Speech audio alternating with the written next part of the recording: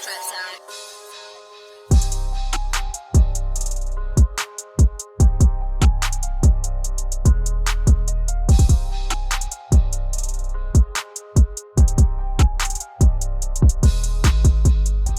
right, guys, welcome to the first Rocky and Rel Show podcast. We got a special guest today, Mr. David Wesley himself. Rocky, go ahead and let the people know who we're dealing with today. So we're dealing with my boy, David Wesley, our very first guest on the show. He's a former Pelicans Hornets player for the New Orleans Hornets back in 2004, 3, 2. And I was on the team that moved from Charlotte to New Orleans. Right. So you was with us when we moved from Charlotte to New Orleans, which was our first inaugural season in New Orleans was 2004, I believe. Two. Yeah. Do you remember that? Do you remember that inaugural game? Because I do. I do. I remember that very first game because that was my very first time ever in my life sitting courtside. Ooh. And I watched David Wesley and them come out. And I kid you not, y'all.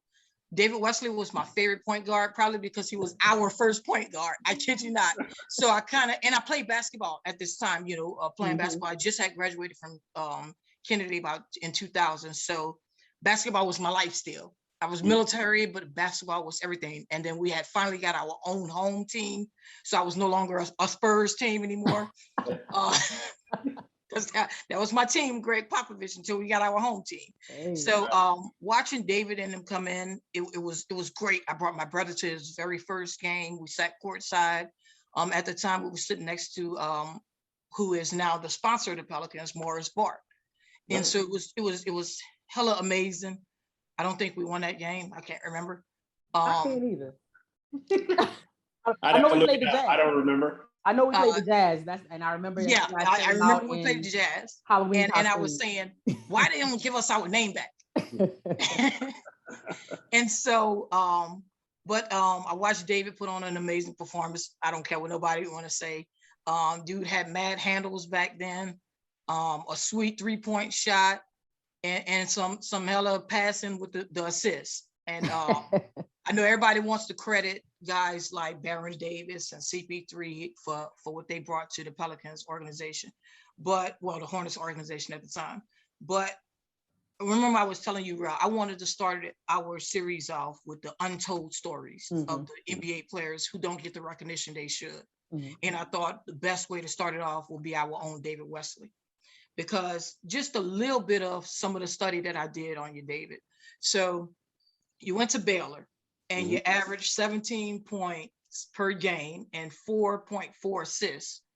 And the scouts didn't really think you were tall enough to play the guard position in the NBA.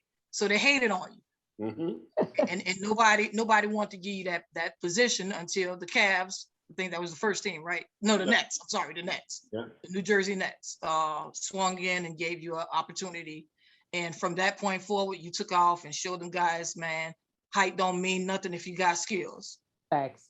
You got to have heart. You have to be willing to work. And that's, it's the reason why I'm so drawn to guys like Jose Alvarado. People passed on him as well, but you can't measure, the heart of a person. And he's brought it because he knows he can play. He believes in himself. And you just have to have an opportunity to show people what you can do. And he's got that opportunity, and he turned it into a 4-year deal. Amazing. And so speaking of opportunity, when you got your opportunity, you let the league know that you wasn't just no little short dude that couldn't play ball coming out of Baylor.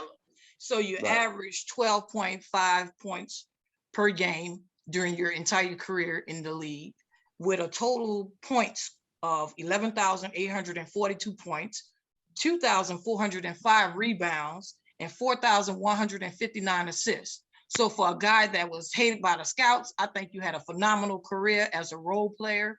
And we want to thank you for allowing us to see that talent in the New Orleans jersey.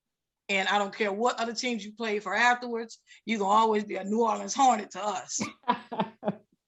That's I know why you had a little bouncing backwards and forwards between us and the Rockets at some point.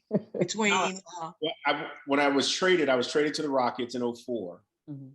and played there a year and a half. And then finished up my career in Cleveland. But most of my career, I was with the Hornets, 7.5 years with the Hornets. So I'm a Hornet. There you go. Or now a Pelican, I guess. Yeah. We're gonna leave them other people name over there.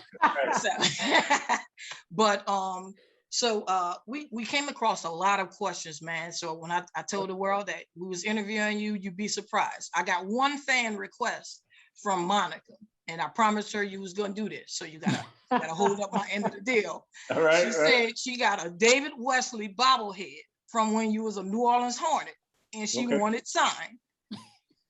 Tell her to get it to me somehow, some way. I'll sign. So I told her I was gonna make sure I get that done tomorrow night at the game. You gonna be there, right? I think so. I'm not sure yet. Okay. Well, look, if you don't come to the game, come to the pregame party at Rusty Nail. Well, see, are you guys not hosting? Are you guys not hosting the game? I think it's going to be on what, NBA TV or? Yeah, we're not, which is odd. It's really disappointing. So we signed off Saturday night, like said our goodbyes, thanked our producer and our, APs and the people behind the cameras and, make us look good. And then we don't do anything Sunday. We don't do anything Wednesday. We don't do anything if they make it to Friday. And then Sunday again, when they make the playoffs, oh, we're back. Hey guys, we're back after we signed off a week ago. It's, I don't know. We got to do better. Well, we're gonna keep praying for them, man, because we're gonna keep tweeting them and shouting them out and letting them know that we appreciate you guys, because and I say this all the time on the spaces. It's rare that you get a group of people collectively who want to be here in our city. And speaking of great accomplishments and goals and things that we want with our Pelicans, and support the fan base as well as the team. So you don't get too many of them. So when we get them, we want to keep them. So everybody who's going to be listening to this, we need to make sure we secure our media people for the next following season and for the years to come, because we love these guys. We love hearing from them, and we love the fact that they love to be with us. So we need that taken care of. So with that said, I got a couple of questions for you, David.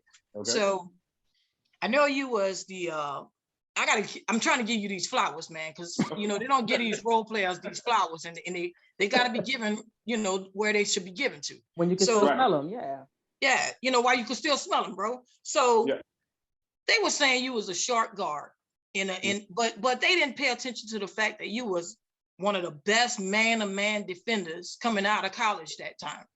And one of the most reliable shooters that they had coming into that lack of draft that they didn't put you in. So we're gonna hate on them 92 players for right now. But you were also the co-men's basketball player of the year in 1992 for the Southwestern Conference. So they didn't see a lot that should have been seen and appreciated.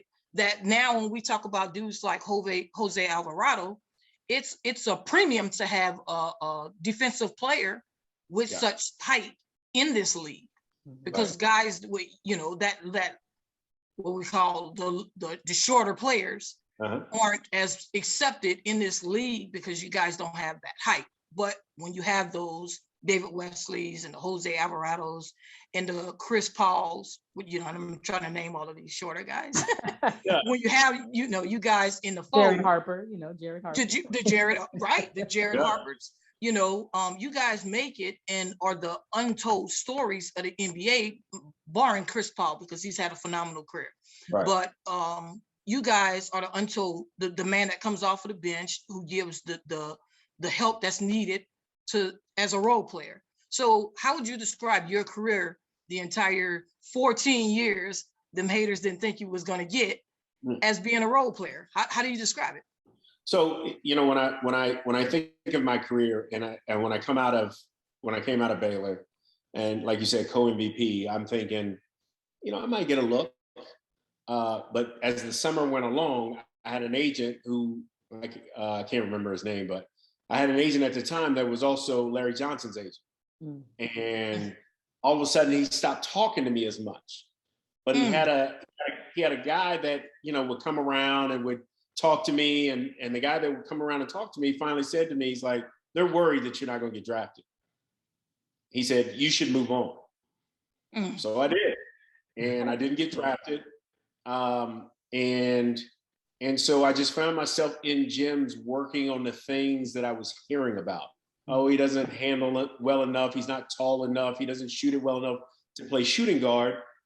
And so I worked on it that summer. I had a tryout with the Rockets. I thought I should have made that team. Got cut. Played in the CBA.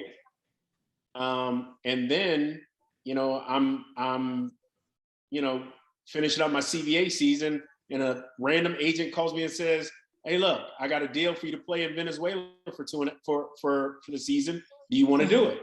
And I said, well, heck yeah, I'll do it. So I'm playing volleyball, sprain my ankle, and fly out 2 days later. Oh, wow. And I'm thinking, oh no. And so when I get there, I'm talking to the owner. He looks at me and he goes, and he keeps making these like gestures and like he's sizing me up. And I said, well, what's wrong? He said, well, I thought you were taller. And I said, is that a problem? He said, no. He said, and I thought you were older.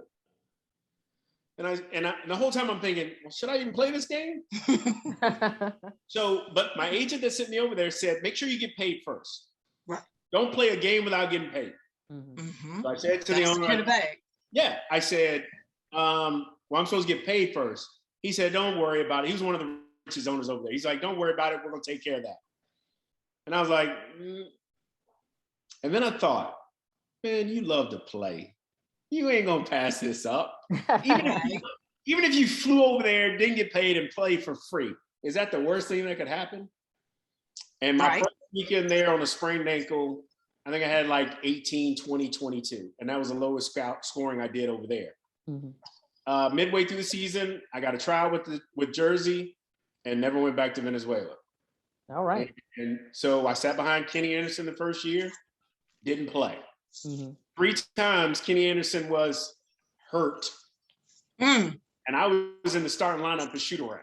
I was about to get my first start tonight. Those 3 games, I played 0 minutes. Come on. Wow. So the Jersey year ends. I'm a free agent again. And I go down to Atlanta and I'm working out. My agent calls me, hey, Boston wants to bring you in. So I go to Boston and, we start camp, we're playing. And, I had coaches keep coming up to me saying, why didn't Jersey resign me? I said, I don't know. Why didn't Jersey resign? I don't know. And Red Auerbach was sitting at most of our practices. So we play this game and Red's sitting there, and I go out and I'm just dying. I got, they were short segments. So, in my short segments, I had plenty of assists. And I'm walking back and Red says to me, well, I see you can pass the ball around, but the name of the game is put the ball in the hole. Can you shoot? So I went and sat down and I'm like, well, I guess he wants to see if I can shoot. So the next segment I went out there and got buckets.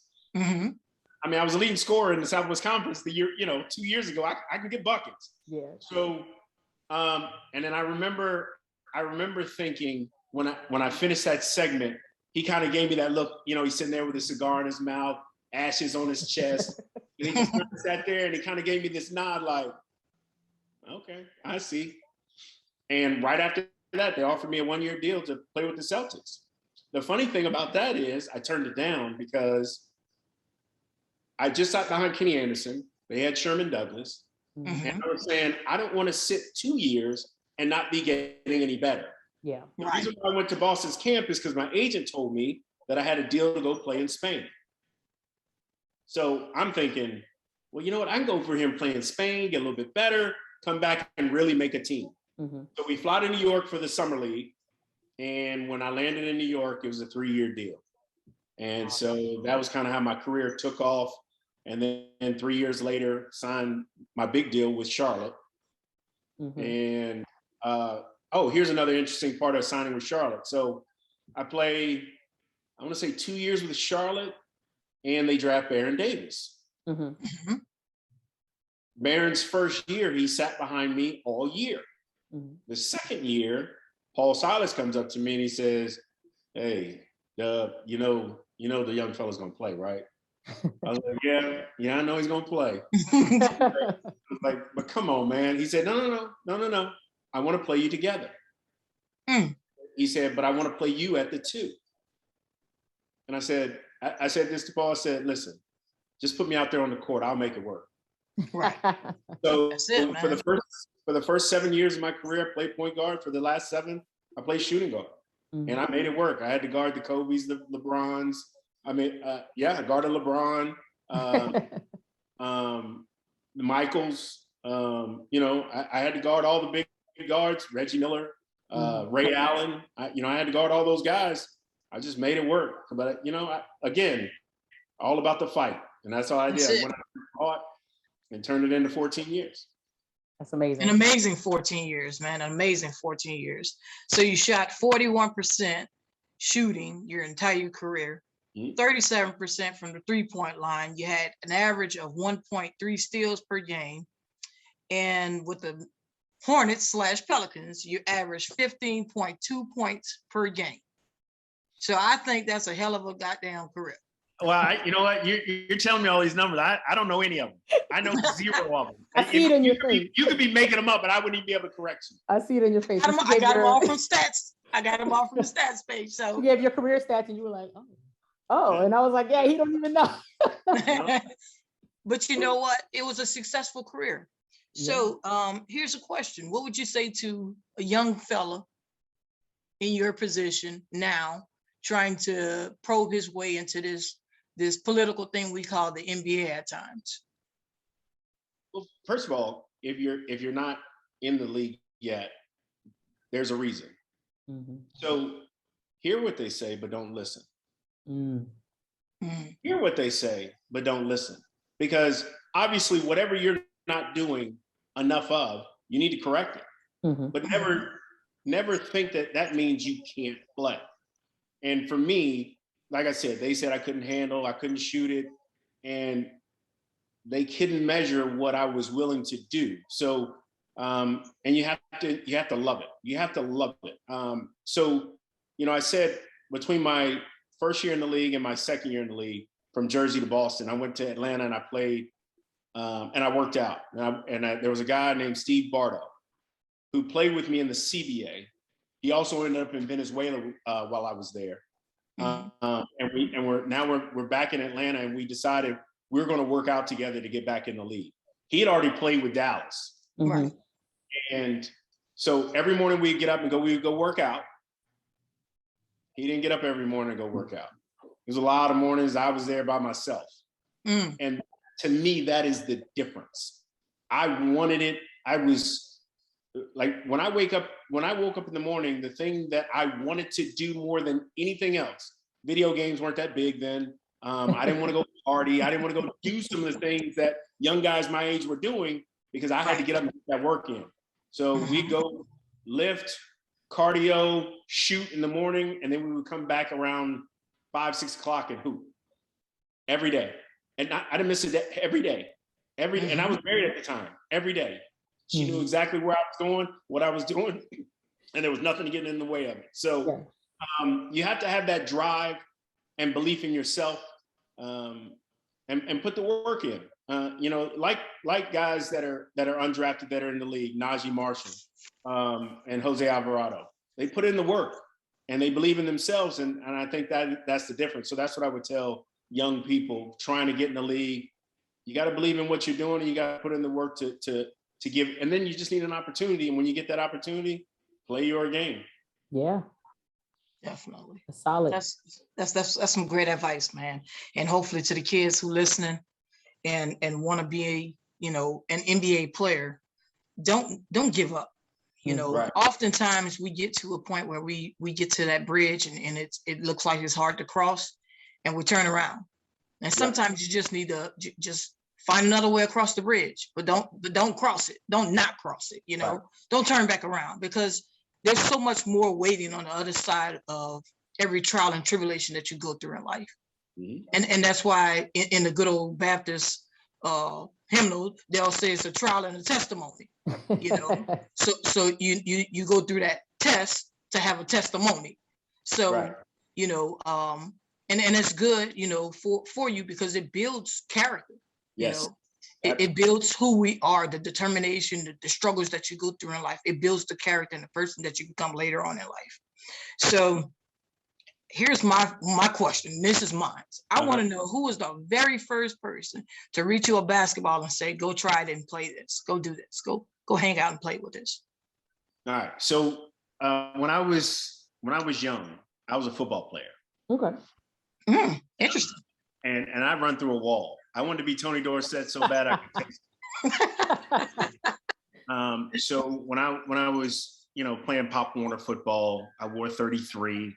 If I saw Tony do it, and I'm talking about to his walk, the way, you know, we ran the I formation, I was Tony, I promise you.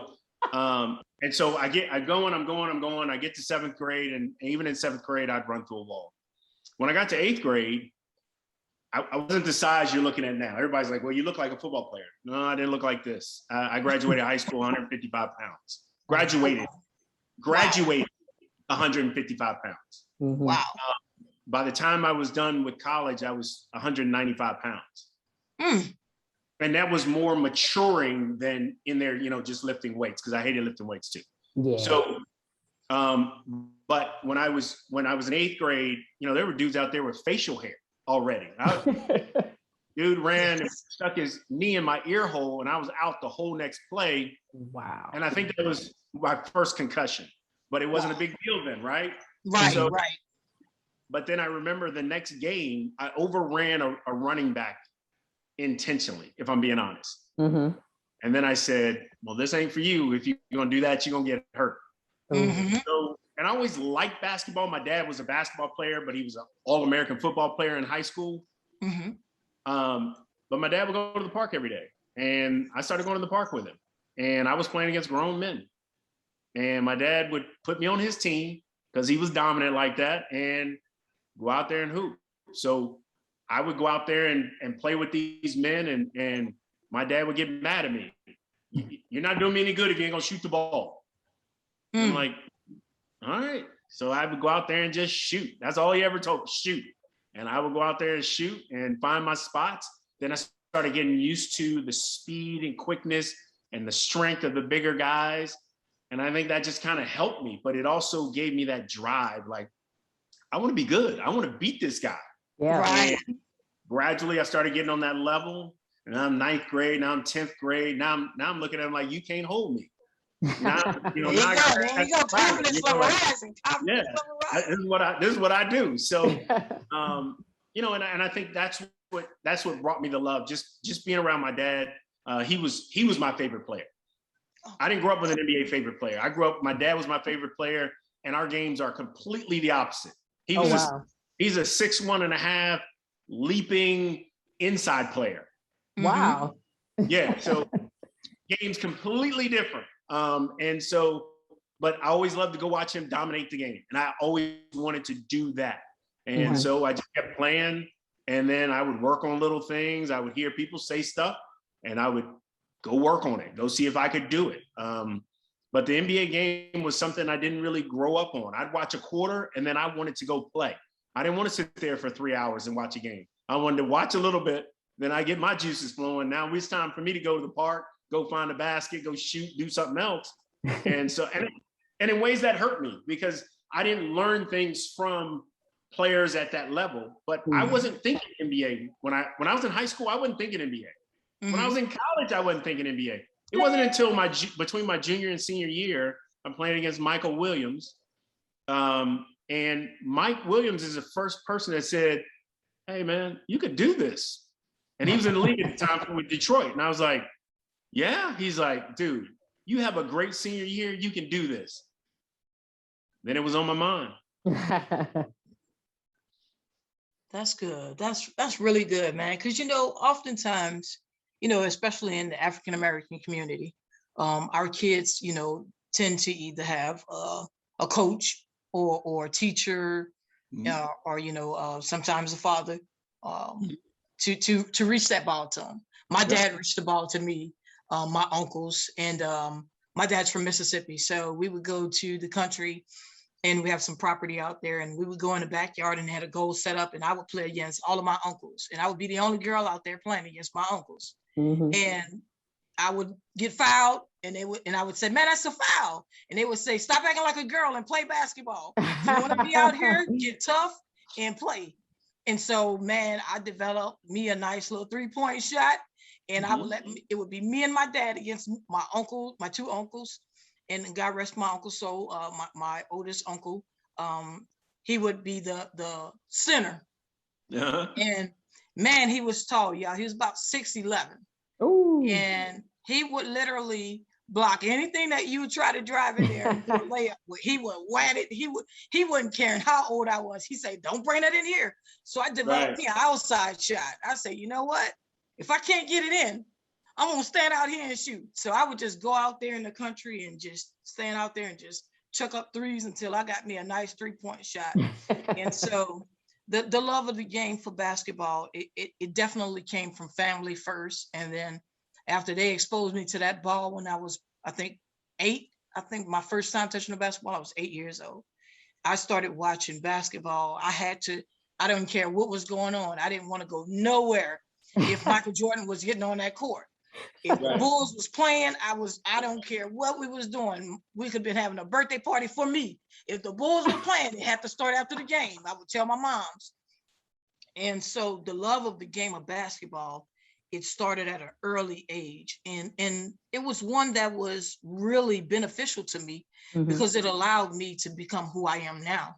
Because playing with people and learning how to play with your teammates, that builds camaraderie, it builds continuity, it builds so many things that we need as a person that you really don't even realize you need it until you're in an office, setting, working with somebody. And now it's, you need that teammate's help. Yeah. And you have to work collectively as a team to put on a project that could bring $50,000 to $60,000, a pop to your business. So the basketball was the first thing I ever fell in love with as well. Yeah, I would say the same for me. I started probably when I was about 6. I have 2 older brothers. One of them is about 6 years older than me. The other one's 10 years older than me. And I'm the only one who grew up to actually play organized ball. Neither one of my brothers played in school or anything like that. And I played AU for a little while and everything. But they kind of got me started with it. We had a goal right next to our driveway, just like, an in-ground goal, the pole was in the grass. In the dirt. So, and my oldest brother, he went to school with, he went to Abramson with Lil Wayne at the time, I think. So Lil Wayne even came over and played ball in my driveway at one point. And me, I'm just a little kid. I'm like, oh, okay, that guy's a rapper. That's cool, whatever. But I was always the same as you, Rocky. I was always playing ball with the guys. And, they treat you differently because you're a girl. And this thing telling me it's about to end in 10 minutes. I gotta upgrade my account. Well, anyway, there you go. I can be upgrading it, but anyway, we're gonna keep it moving. But yeah, I had pretty much the same experience. But we'll go on to the next question, Rocky. Okay, so I got some questions out of the bag that we dropped online for everybody to ask you, David. Okay. Pelicans DoorDasher asks, did David have any superstitions when you played any lucky socks or turtleneck, eat a certain meal, and do you still have any for the games that you call? I never believed in superstitions. Okay. I hated them and I stayed away from them as much as possible. I remember, so my game day routine would be to eat breakfast, go home and take a nap, and then when I would get to the game, I hadn't eaten since breakfast. Oh, wow. So I used to eat graham crackers before games. Mm-hmm. I ate graham crackers because they were good, one, but there was nothing to them. So nothing to irritate my stomach, but still feel like I at least ate something. Mm-hmm. So I remember one time we were, I think we might have been in Toronto or Vancouver, and, we traveled with local media at the time, and we didn't have any graham crackers. Mm-hmm. And everybody was losing their mind except me. So I just told Big Shot, well, give me some vanilla wafers. Give me something that I can nibble on. and they were like, "Oh my God, you don't have your graham crackers. You're gonna be okay." And I'm like, "Dude, that's y'all. I don't care about that. I'm just eating something. It doesn't have to be, because a lot of times people will be like, oh, you got to cut your hair, you got to do this, or AD with the turtleneck. He's superstitious. Now he's telling Devontae Graham he's got to keep his hair blown out. It's like, yeah.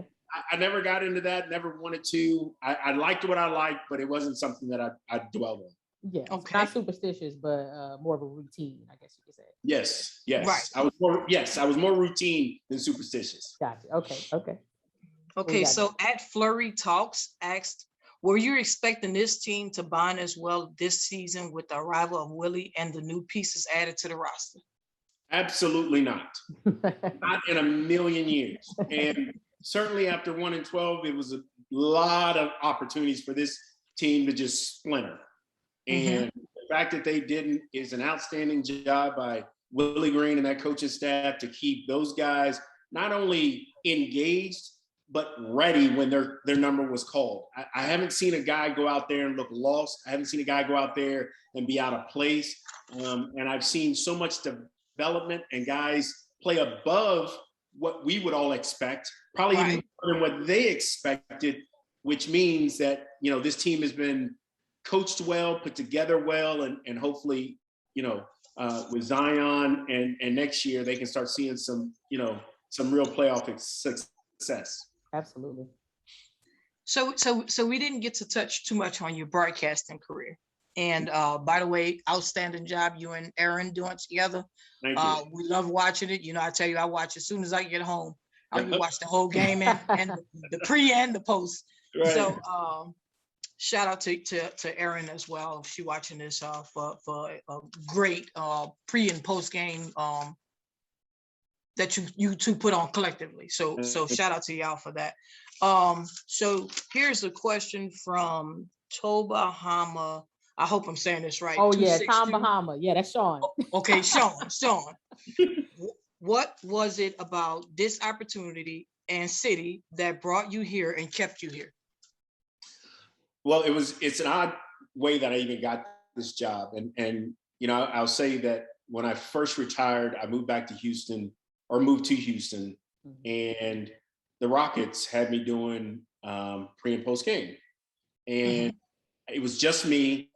I was zooming back to, wherever the team was. I was in Houston at a bar, and I absolutely hated it. Oh, wow. So I probably did 4 or 5 games, and then you turn in your timesheet or to get paid. I didn't even turn that in. I just said, I don't want to do it anymore. Wow. Wow. Pro bono. Yes, I did like 5 free games. So then I went, it was 4 or 5 years later, I coached 2 years in the D-League, and I wanted to be the head coach. So I coached the first year with Nancy Lieberman, the second year with Dale Harris. Dale Harris didn't even travel. So I was like, well, give it to me. I'll try, I want this gig. And I could see the writing on the wall. They weren't going to give it to me. So I went to Vegas to the summer league to, shake hands, kiss babies, tell stories. Networking. Yes. And hopefully get a coaching job. I'm walking through the arena one day, and the PR, Harold Kaufman, head of PR for the Hornets at the time, walked up to me and said, hey, we're changing broadcasters. I put your name in. I didn't go to school for this. I didn't know. I was like, okay, can I think about it? He said, yes. My wife and I went up to Maine, and which is where she was from. We had the kids with us, and we were up there hanging out. I had to come down out of the mountains just to get a signal. And after about 4 days, just kind of weighing it, talking to her about it, I said, well, let's do it. So we had basically 10 days before school started. And I basically, my first game, we didn't do we don't do preseason games. Or we didn't when I first started, we didn't do any preseason games. My first game as a broadcaster was go. I didn't know what stuff meant. They were talking about mixed minus. I was like, mixed minus. I don't know if I got mixed minus or not, but I did. So if you look at my first year, I was awful. to say that I'm now doing this 10 years later is something else, because my first year I was just wide-eyed and trying to pick up and learn everything I can. And, you got, a lot of people telling you what you should or shouldn't do, or do this better. One of the things is stop talking with your hands, which I love to do.